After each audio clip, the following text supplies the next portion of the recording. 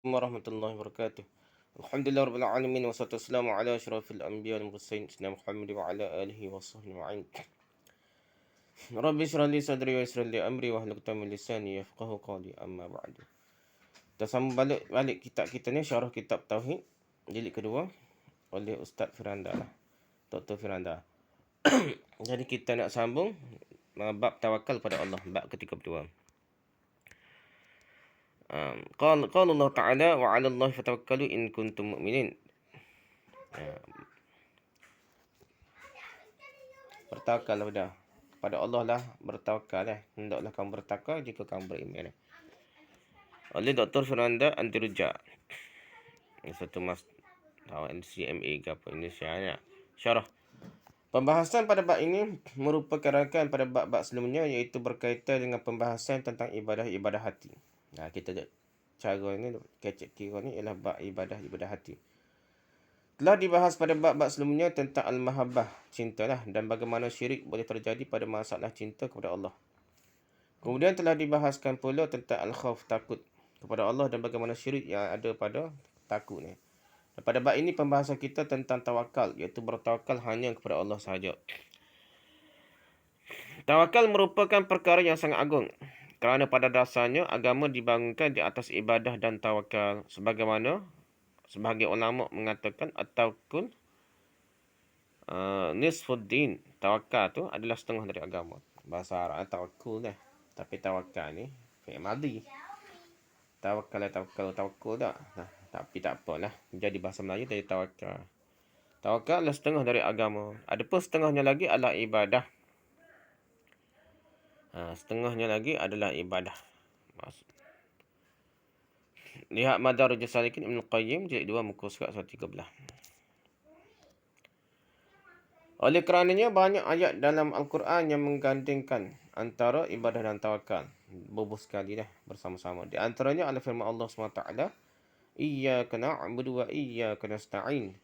Kepada engkau lah kami beribadah, dan hanya kepada engkau lah kami mohon pertolongan. Jadi nasta'in tu, mohon pertolongan itu maksudnya tawakal. Surah Al-Fatihah ayat kelima. Ayat lain, alaihi tawakkaltu wa ilaihi unib. Kepadanya lah aku bertawakal, dan kepadanya lah pula aku kembali. Surah Hud ayat 88. Fa'buduhu wa tawakkal alaih. Maka sembahlah dia dan bertawakallah kepadanya. Surah Hud ayat 103. Qul huwar rahman wa amanna bihi wa alaihi tawakkalna. Katakanlah dialah yang maha pengasih, dan kami beriman kepadanya, dan kepadanya lah kami bertawakal. Semua ayat 29.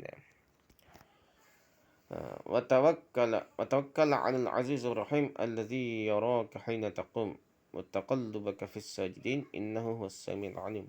Dan bertawakallah kepada Allah yang maha perkasa, maha penyayang, yang melihat engkau ketika engkau berdiri untuk solat, dan melihat perubahan gerakan badanmu di antara orang-orang yang sujud. Sungguh dia maha mendengar, maha mengetahui. Surah Asy-Syu'ara ayat 217 hingga 220. Oleh kerananya banyak sekali ayat dalam Al-Quran yang menggandingkan, membersamakan antara ibadah dan tawakal, yang menunjukkan bahawa tawakal itu merupakan setengah dari agama. Allah SWT berfirman, Inna Allah yuhibbul mutawakkilin. Sesungguhnya Allah mencintai orang-orang yang bertawakal. Surah Al-Imran ayat 159. Dan sebagaimana telah disebutkan bahawa di antara ciri-ciri orang yang masuk syurga tanpa azab dan tanpa hisab adalah orang yang bertawakal pada Allah SWT. Kuat tawakal dia. Tawakal lah. Atawakul. Panggil masdarnya atawakul lah. Dibangun di atas dua perkara, iaitu menyerahkan urusan sepenuhnya kepada Allah SWT dan melakukan sebab. Ni ada sebab. Kita buat sebab. Tawakal ni kena ada buat sebab lah. Apabila seorang hanya bersandar pada salah satunya, maka tawakalnya telah keliru, telah salah lah. Tawakal ni kena ada usaha. Bukan tawakal ni tak ada usaha. Kerana Allah suruh kita usaha, dan kita kena guna sebab musabab sistem sunnatullah. Nak kena makan dah. Jadi usaha kita kena berdasarkan sebab musabab. Pertama, menyerahkan urusan sepenuhnya hanya kepada Allah. Tafwidul amri ilallah. Surah urusan hidup. Gapan tawakal pada Allah. Surah urusan sepenuhnya hanya kepada Allah. Tu rukun pertama dia dah. Menyerahkan segala urusan kepada Allah SWT merupakan amalan hati. Imam Ahmad berkata, at-tawakkulu amalul qalbi. Tawakal itu adalah amalan hati, ibadah hati, amalan hati. Rujuk Madarijus Salikin jilid 2 muka surat 114. Seorang tidak mungkin boleh untuk memfokuskan hatinya untuk menyerahkan segala urusannya kepada Allah SWT kecuali jika dia benar-benar faham tentang tauhid ar-rububiyah. Tauhid apa? Allah pencipta dan jaga ni lah. Dan tauhid asma' wa sifat. Dan tauhid tentang nama-nama dan sifat-sifat Allah SWT. Ya, pihak ni barulah dia betul-betul boleh tawakal betul lah. Fokus hatinya dengan betul. Rujuk Madarijus Salikin Ibn Qayyim jilid 2 muka surat 115. Kerana jika seorang bertawakal pada Allah SWT, dia harus yakin bahawasanya Allah SWT adalah zat yang mampu mengatasi segala urusan. Sehingga dia mesti berhusnuzan, bersangka baik kepada Allah SWT bahawa aturan Allah SWT adalah yang terbaik daripada aturannya sendiri. Kehendak Allah, sistem Allah, peraturan Allah. Oleh kerana seorang yang bertawakal pada Allah SWT mestilah mengumpulkan dua hal, iaitu siqah, yang percaya yang merupakan buah dari tauhid rububiyah, percaya pada penjagaan Allah, penguasaan Allah, bimbingan Allah, dan husnuzan, berprasangka baik pada Allah SWT, yang merupakan buah dari tauhid asma' wa sifat. Tauhid nama-nama Allah dan sifat-sifat Allah yang sangat hebat tu kita percaya sungguh, betul lah yang akan menghasilkan tawakal kepada Allah Ta'ala. As-siqah ni apa ni? Rukun pertama surah urus pada Allah ni. Dalam bab ni lagi lah. As-siqah percaya. Contohnya seorang percaya dengan rububiyah Allah SWT adalah dia yakin bahawasanya yang mengatur seluruh yang ada dalam alam semesta ini, baik di bumi, matahari, gunung dan segala macam urusan besar adalah Allah SWT berlaku yang atur. Maka tentunya untuk mengatur urusan satu orang seperti kita yang kecil ini tentu sangatlah mudah sekali bagi Allah SWT. Allah boleh jaga benda besar, banyak berbilion matahari bintang-bintang berbilion Allah boleh jaga dengan mudah. Kita ni kecil belah semut boleh berjaga dengan mudah. Jadi semua tu mudah berlaku bagi Allah SWT. Akan tetapi keyakinan ini tidak akan boleh dimiliki oleh orang yang tidak yakin tentang rububiyah Allah SWT. Maha berkuasa, maha menjaga, maha mengatur Allah SWT ni. Iaitu segala urusan di tangan Allah SWT berlaku. Oleh kerana tak kala seorang bertawakal, maka dia menyerahkan segala urusannya kepada Allah SWT kerana percaya bahawa Allah SWT mampu mengatur segala sesuatu. Sebagaimana Allah SWT juga berfirman, Innama amruhu idza arada syai'an an yaqula lahu kun fayakun. Sesungguhnya urusannya apabila dia menghendaki sesuatu, dia hanya berkata kepadanya, jadilah. Maka jadilah sesuatu itu. Surah Yasin ayat 22. Jadi kun tapi jangan sebut kaf. Ni masalah dah. Lima kali ni dah. Dia kata jadi antara kaf dan nun tu tu boleh jadi. Masuk situ Allah dengan alim ni sekaligus dah. Wahdatul wujud tu boleh jadi sesak kapi pula dah. Apabila dia berkata kun fayakun, fa tu maka selepas tu jadi maksudnya kun, Allah sebut kun dulu baru jadi ataupun lah tak sudah tahu lah hakikat sebenar cara aku sebut kun kan tu tapi nak bunyinya alam dan Allah tidak terjadi sekali, Allah jadi dulu, Allah nak jadi, Allah kata jadi baru jadi dah.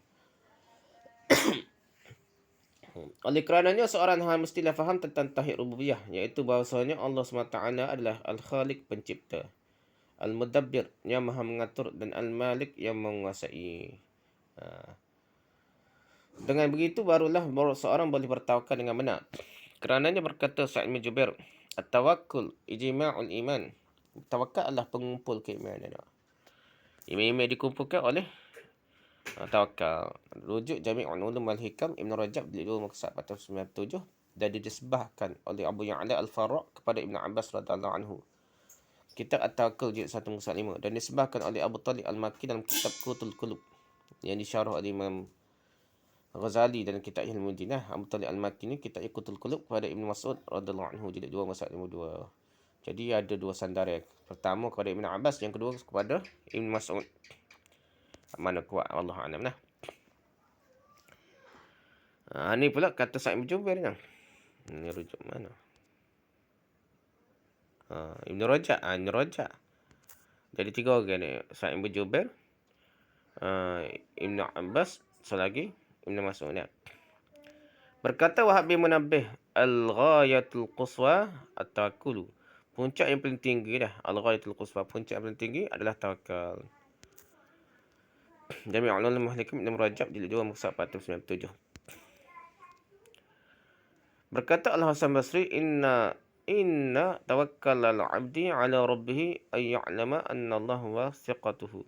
Sungguhnya tawakal seorang hamba iaitu ia tahu bahawa Allah Azza wa Jalla adalah tempat ia tertumpu dan kepercayaannya, tempat ia bertumpu dan percaya sungguh bulat pada Allah SWT. Jami' Ulumul Hikam Ibn Rajab jilid 2 muka 497. Husnuzan bersangka baik pada Allah. Dengan memahami tauhid asma' wa sifat seperti Allah SWT Maha mendengar, Allah Maha tahu isi hati seorang hamba. Allah Maha sayang kepada hamba-hambanya, maka seorang boleh berhusnuzan bersangka baik pada Allah SWT sehingga boleh bertawakal dengan tawakal yang betul benar. Rasulullah SAW bersabda dalam hadis qudsi, Inna Allah yaqulu ana 'inda zanni 'abdi bi wa ana ma'hu idza da'ani. Allah Azza wa Jalla berfirman, sungguhnya aku sesuai dengan persangkaan hamba-Ku dan aku selalu bersamanya jika ia berdoa kepadaku. Hadis Bukhari nombor 7,5, Muslim nombor 2,75 dan lafaznya riwayat Muslim. Dan bukan dimasukkan hadis ni adalah seorang berbuat sesukanya dengan bergantung pada husnuzan sangka baik pada Allah Azza wa Jalla. Pasti Allah Azza wa Jalla akan ampuni, atau yang lainnya bukan kata sangka baik dia buat dosa pun tak apalah. Jadi berkata Imam Ibn Qayyim rahimahullah taala, wakat tika li ba'dihim ala qalihi sallallahu alaihi wasallam hakian an rabbih in ana 'inda husni dhanni 'abdi falyazunnu bima syaa, yani ma kana fi dhannihi fa inni fa'iluhu bihi. ولا ريب أن حسن الظن إنما يكون مع الإحسان فإن المحسن حسن الظن بربه أنه يجازيه على إحسانه ولا يخلف وعده ويقبل توبته. وأما المسيء مصر على الكبائر والظلم والمخالفات فإن وحشة المعاصي والظلم والحرام تمنعه من حسن الظن ربه.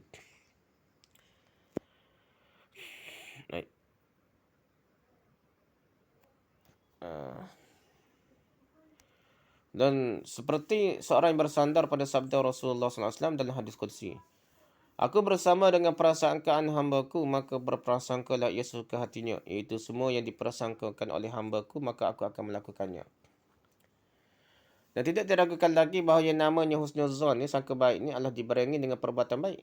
Kalau kita betul-betul sangka baik dengan Allah, kita buat benda baik dah. Kerana sungguhnya orang yang berbuat baik benar-benar berprasangka baik, bersangka baik pada Allah SWT bahawa Allah Azza wa Jalla akan membalas perbuatan baiknya dan tidak menyelisihi janjinya. Dan Allah Azza wa Jalla Maha menerima taubatnya. Itu sangat baik. Adapun orang yang terus melakukan dosa besar, kezaliman dan penisihan-penisihan terhadap syariat, maka sesungguhnya kengerian, kemaksiatan dan kezaliman dan keharaman, semua itu menghalanginya dari berprasangka baik pada Allah Azza wa Jalla. Ad-Da' wad-Dawa' jilid muka 44 hingga 45. Kalau buat dosa seorang kat dia bersangka buruk lah. Dia sangka Allah tak tengok dia, tak malu pada Tuhan lah. Ataupun dia dia tak cara pun dak Allah ni buat azab, janji azab pada berdosa dak ni, kira tak apa. Buat dosa pun Allah ni tak balas kan. Dia sangka buruk lah, seolah Allah ni lemah. Dia seolah lawan Tuhan lah, kira Allah ni tak akan balas azab dia dah walaupun janji. Itu sangka buruk juga dah. Dia kena usaha sekurang-kurangnya dak istighfar, taubat dah walaupun buat dosa. Istighfar semua dah, jangan pakai biar tak ada masanya kata bertaubat. Kira Sangka ikut sangka baik lagi buat dosa sama tu bukan sangka baik tu sangka buruk dah. Nah, kali sangka baik ia mesti berusaha dah. Tergelincir jaga buat dosa tu istighfar pula nak ngam nak. Ini pakai buat dosa tak berhenti. Dan beliau juga berkata wa kaifa yajtami'u fi qalbi al-'abdi tayaqqunuhu bi annahu mulakin Allah. ولكن له وأن الله يسمع ويرى مكانه ويعلم سره وعلانيته ولا يخفى عليه خافية من أمره وأنه موقوف بين يديه ومسؤول عن كل ما عمل وهو مقيم على مساخته مضيع لأوامره معتل لحقوقه وهو مع هذا يحسن الظن به وهل هذا إلا من خدع النفوس وغرور الأماني. Bagaimana boleh bergabung dalam hati seorang hamba keyakinan bahawa dia akan bertemu dengan Allah Azza wa Jalla. Dan Allah Azza wa Jalla maha mendengar dan melihat keberadaannya dan maha mengetahui rahsianya dan ia lakukan secara terang-terangan. Dan tidak ada satu pun yang tersembunyi darinya segala perkaranya. Dan dia akan dihadapkan kelak di hadapan Allah Azza wa Jalla menghadap Tuhan belaka. Dan dia akan ditanya kelak atas segala yang ia lakukan. Sedangkan ia terus melakukan hal yang membuat Allah Azza wa Jalla murka, melalaikan perintah-perintah Allah, melalaikan hak-hak Allah. Dan dengan semua itu, ia bersangka baik pada Allah Azza wa Jalla. Gitu, kau sangka baik tak? Buat dosa sama tak berhenti, tak malu Tuhan tak? Dan sungguhnya tidaklah yang demikian itu, tidak lain kecuali akibat tipuan hawa nafsu dan tipu daya angan-angannya saja. Adak wadawak, muka surat 4 hingga 7. Habis ya. Okey. Pelaksanaan tawakal ini iaitu menyerah ke urusan sepenuhnya pada Allah SWT merupakan bahagian dari praktik tauhid uluhiyah. Suruh urusan sepenuh pada Allah. Ibadah. Tauhid ibadah, tauhid uluhiyah lah. Kerana tawakal merupakan ibadah. Kalau tawakal merupakan ibadah, maka tidak boleh seorang beribadah kepada selain Allah SWT. Yang ini tawakal pada selain Allah tak boleh nak. Maka tak kada seorang bertawakal pada Allah SWT, maka dia sedang menggabungkan praktik dari tauhid rububiyah, tauhid uluhiyah dan tauhid asma' wa sifat. Oleh kerananya tawakal merupakan ibadah yang sangat agung. Kerana di balik kata tawakal terdapat banyak ibadah yang terkumpul padanya. Dari penjelasan di atas, Ibn Qayyim rahimahullah yang mengutip penjelasan Ibn Taymiyah rahimahullah menyebutkan bahawa ada 3 kelompok yang sangat susah untuk bertawakal pada Allah SWT. Lihat Madarijus Salikin jilid 2 muka surat 18. Pertama, ahli filsafat. Ahli falsafah dia. Para filsuf seperti Ibn Sina berpendapat bahawasanya Allah SWT tidak mengetahui segala perkara yang detail. Yang ngaji sains perbatai ke apa. Falsafah dia anggap Tuhan ni bodoh dah. Tak tahu detail dah. Ibn Sina memiliki syubhat bahawasanya Allah SWT tidak mungkin mengetahui segala sesuatu dengan detail. Kerana jika Allah SWT mengetahui dengan detail, maka banyak hal-hal yang buruk yang Allah ketahui, seperti tak kala seorang masuk ke dalam toilet untuk buang air, sedangkan menurutnya Allah SWT suci dari mengetahui yang seperti ini. Ni orang-orang falsafah yang mereka gitulah, pelik-pelik. Maka jika seorang meyakini bahawasanya Allah SWT tidak mengetahui segalanya dengan secara detail, maka seorang akan sulit untuk bertawakal pada Allah SWT dengan tawakal yang benar, kerana akan ada prasangkaan bahawasanya Allah SWT tidak tahu apa yang sedang dia alami dan apa yang ada dalam hatinya.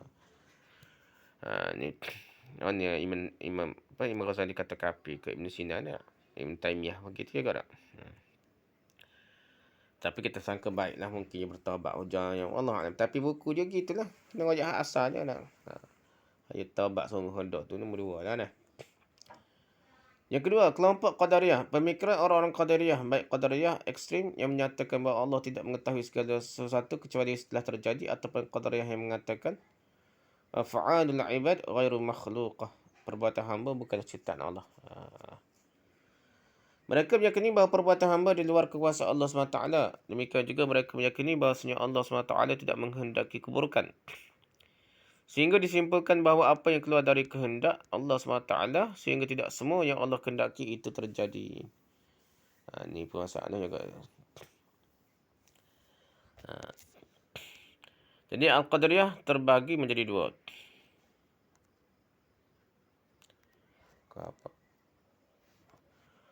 Pertama, kelompok yang ekstrim mengingkari ilmu Allah azali. Iaitu menurut mereka Allah tidak mengetahui tentang sesuatu kecuali setelah terjadinya sesuatu tersebut. Ini adalah keyakinan Qadariyah di awal-awal. Mereka awal Qadariyah gini. Ibn Taymiyah berkata, wa kadzalika kalamuhum fil Qadariyah yahkuna anhum inkar al-'ilmi wal kitabati wa haula'ihum al-Qadariyah alladzina qala Ibn Umar fihim idza laqitu ulaika fa akhbirhum anni bari'un minhum wa annahum bara'un minni wa hum alladhina kanu yaqulun inna Allaha amara al-'ibada wa nahahum wa huwa la ya'lamu man yuti'uhu mimman ya'sihi wa la man yadkhulul jannata mimman yadkhulun nara hatta fa'alu dhalika fa'alimahu ba'da ma fa'aluhu.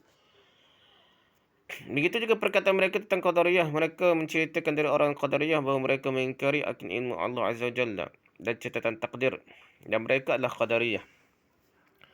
Jadi dikatakan oleh Ibn Umar radhiyallahu anhu, jika kalian bertemu dengan mereka, maka khabarkanlah pada mereka bahawa aku berlepas diri dari mereka dan mereka berlepas diri dariku.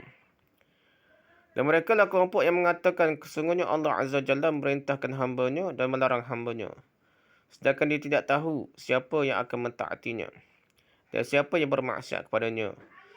Dan Allah Azza wa Jalla tidak tahu siapa yang masuk syurga dan siapa yang masuk neraka sampai mereka melakukannya. Barulah dia tahu setelah mereka melakukannya. Majmu' Fatwa Ibn Taymiyah jilid 7 muka surat 331. Itu pertama dah.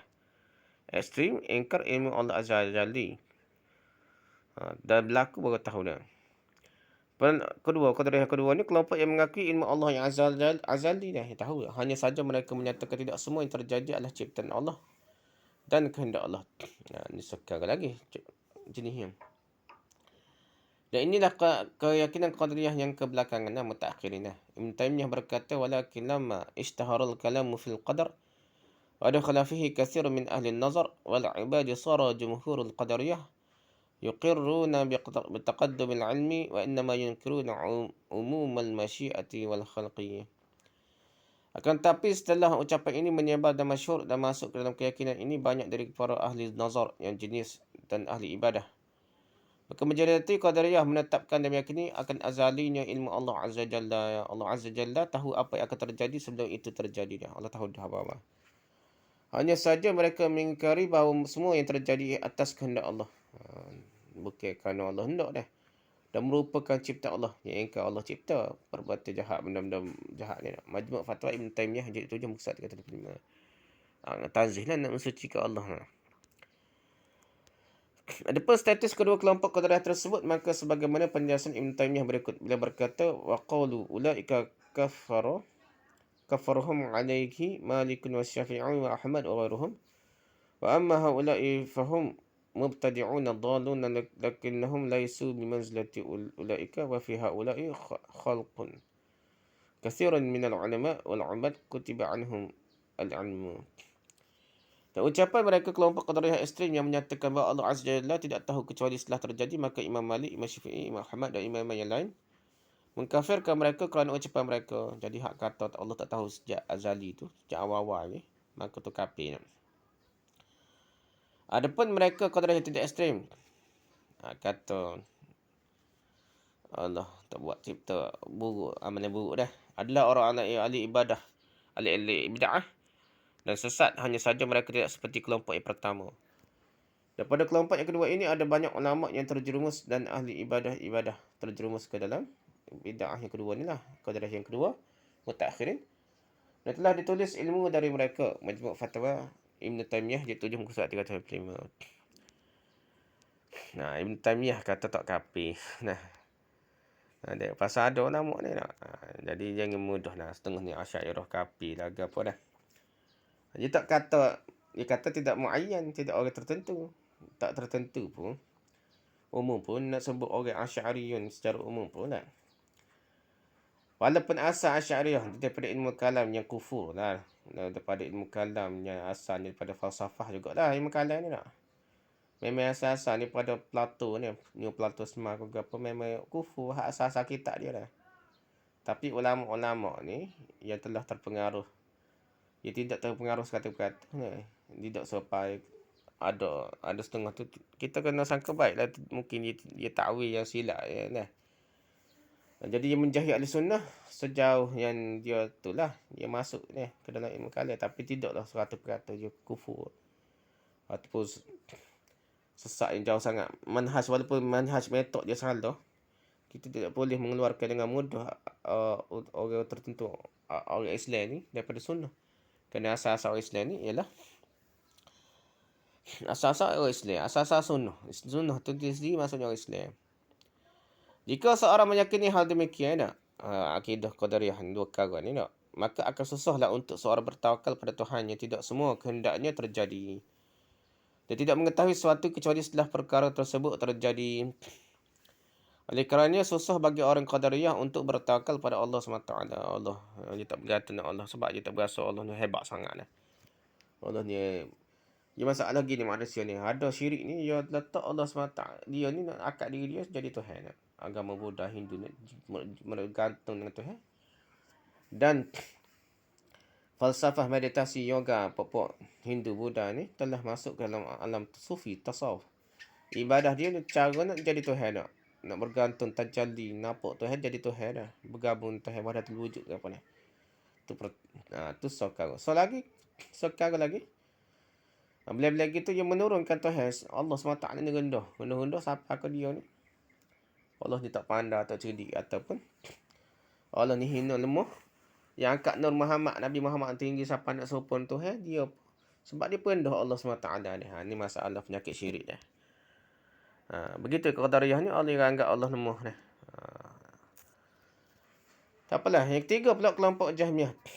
Alasan kelompok Jahmiyah susah untuk bertawakal pada Allah SWT adalah kerana mereka menolak sifat-sifat Allah SWT yang sempurna. Sudah sikit dah. Jadi dia tolak sifat Allah yang sempurna. Mereka meyakini bahawa Allah SWT tidak mendengar, Allah tidak mencintai dan dicintai dan syubhat-syubhat lainnya. Maka bagaimana mungkin mereka boleh bertawakal dengan menolak sifat-sifat Allah SWT yang sempurna? Bahkan ketika Allah SWT mengatakan Inna Allah yuhibbul mutawakkilin, sungguhnya Allah mencintai orang bertawakal, surah Al-Imran ayat 109, mereka akan membantah ayat ini dengan keyakinan bahawa Allah tidak mungkin mencintai hamba-Nya.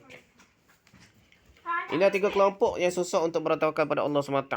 Oleh kerananya, praktik rububiyah dan tauhid asma' wa sifat sangatlah berkaitan dengan tawakal pada Allah SWT. Kalau dia berasa Allah sangat cinta, Allah sangat sayang, Allah ada sifat-sifat yang hebat, baru dia rasa tawakal. Kalau dia berasa Allah ni pun benda tak ada sifat Jahmiyah, maka orang ni akan tak berasa Allah hebat lah. Okay, kelompok yang susah bertawakal ahli filsafat, ahli falsafah lah, menganggap bahawa Allah SWT tidak tahu secara detail. Qadariyah meyakini bahawa perbuatan makhluk di luar kehendak Allah dan Allah tidak menghendaki keburukan, sehingga melazimkan bahawa tidak semua kehendak Allah SWT terjadi. Jahmiyah, kelompok Jahmiyah menolak sifat-sifat Allah SWT yang sempurna. Itu pertama, percaya pada Allah, bergantung pada Allah dah. Yang kedua, melakukan sebab. Rukun yang kedua, tawakalnya melakukan sebab. Kita bincang lepas ni. Wallahu a'lam. Subhanakallah wa hamdika, subhanakumdika, asyhadu an la ilaha illa anta, astaghfiruka wa atubu ilaik. Assalamualaikum warahmatullahi wabarakatuh.